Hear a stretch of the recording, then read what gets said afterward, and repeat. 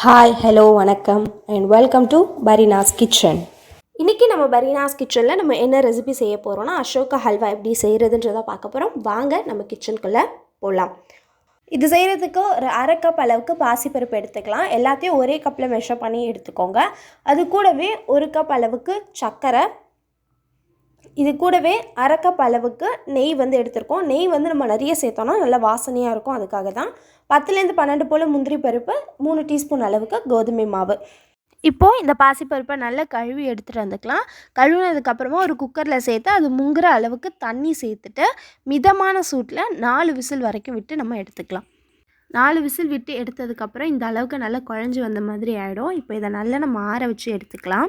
இந்த பருப்பெல்லாம் நல்லா ஆறி வந்ததுக்கப்புறமா இந்த மாதிரி ஒரு மிக்ஸி ஜாரில் நம்ம இதை மாற்றிட்டு நம்ம அரைச்சி எடுத்துகிட்டு வந்துடலாம். ஒரு 3 to 4 டைம்ஸ் பல்ஸ் கொடுத்து அரைச்சிடலாம். பாருங்கள், நான் அரைச்சி எடுத்துகிட்டு வந்துட்டு எந்த அளவுக்கு நல்ல மாவு மாதிரி சூப்பராக வந்திருக்கு அப்படின்னு சொல்லிட்டு இப்போ நம்ம ஹல்வா செய்ய ஆரம்பிச்சிடலாம். இந்த மாதிரி ஒரு பேன் எடுத்துகிட்டு நம்ம பேன் நல்லா காஞ்சதுக்கப்புறம் இதில் 2லேருந்து 3 டீஸ்பூன் அளவுக்கு நெய் நம்ம சேர்த்துக்கலாம். நெய் நல்லா உருகி வந்ததுக்கப்புறமா நம்ம எடுத்து வச்சுருக்க முந்திரி பருப்பையும் சேர்த்துட்டு நல்லா இதை மிக்ஸ் பண்ணி விடலாம். முந்திரி பருப்பு கொஞ்சம் அந்த ப்ரௌனிஷ் கலர் வந்ததுக்கப்புறமா இதை நம்ம எடுத்துடலாம். அடுத்து இதில் நம்ம எடுத்து வச்சுருக்க கோதுமை மாவை சேர்த்துட்டு நல்லா நம்ம கிளறி விட்டுக்கிட்டே இருக்கணும். இந்த கோதுமை மாவுடைய பச்சை வாசனை போகிற வரைக்கும் நம்ம இதை கிளறி விட்டுக்கிட்டே இருக்கணும். இதோட கலர் மாறிடக்கூடாது. நல்லா இந்த மாதிரி வந்ததுக்கப்புறமா நம்ம அரைச்சி எடுத்து வச்சுருக்க அந்த பாசிப்பருப்பை இதில் சேர்த்து நல்லா நம்ம மிக்ஸ் பண்ணி விட்டுக்கிட்டே இருக்கணும். அந்த பாசிப்பருப்பும் இந்த கோதுமை மாவு எல்லாம் நல்லா சேர்ந்து நல்லா திரண்டு வரணும். அது வரைக்கும் நம்ம இதை கிளறி விட்டுக்கிட்டே இருக்கணும்.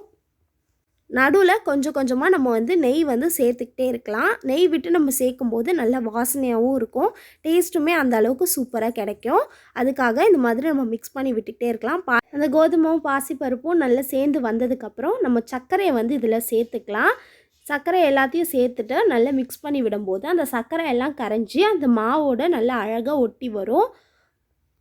இந்த அளவுக்கு பதத்தில் வந்ததுக்கப்புறமா நம்ம இதில் இன்னும் கொஞ்சம் நெய் நம்ம சேர்த்துக்கலாம்.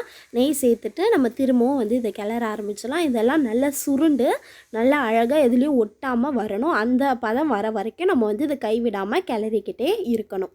லைட்டாக இந்த அளவுக்கு சுருண்டு வந்ததுக்கப்புறமா இதில் நம்ம கேசரி கலர் சேர்த்துக்கலாம். இதில் லைட்டாக தண்ணி சேர்த்துட்டு நம்ம இதில் சேர்த்துடலாம். நம்ம பொடியாக சேர்த்தோம் அப்படின்னா அதோட கலர் எல்லா இடத்துலையும் ஸ்ப்ரெட் ஆகாது. அதனால் லைட்டாக தண்ணி தேய்ச்சி இந்த மாதிரி நம்ம மிக்ஸ் பண்ணி விட்டுடலாம். அப்போ நமக்கு எல்லா இடத்துலையும் கலர் ஸ்ப்ரெட் ஆகும். நல்லா இதை மிக்ஸ் பண்ணி விட்டுக்கலாம். கலர் ஆப்ஷனல் தான், நீங்கள் வேணும்னா சேர்த்துக்கலாம், இல்லைன்னா விட்டுடலாம். பாருங்கள், ஹல்வா எல்லாம் எந்த அளவுக்கு சுருண்டு சூப்பராக வருது அப்படின்னு சொல்லிட்டு இந்த டைமில் நம்ம ரெடி பண்ணி வச்சுருக்க அந்த முந்திரி பருப்பு சேர்த்துக்கலாம். நான் முந்திரி பருப்பை அப்படியே தான் போடுறேன். இல்லை வேணும்னா நீங்கள் சின்ன சின்னதாக நறுக்கி கூட சேர்த்துக்கலாம். சேர்த்துட்டு நல்லா நம்ம மிக்ஸ் பண்ணி விட்டுக்கலாம். பாருங்கள், பார்க்கவே எந்த அளவுக்கு சூப்பராக இருக்குது, எந்த அளவுக்கு சுருண்டு வருது அப்படின்னு சொல்லிட்டு.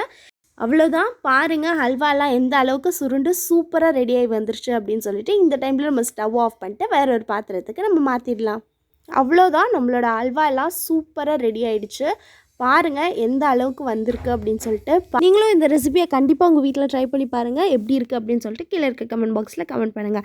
அடுத்த ஒரு நல்ல வீடியோவில் உங்களை சந்திக்கிறேன். see you, tata, bye.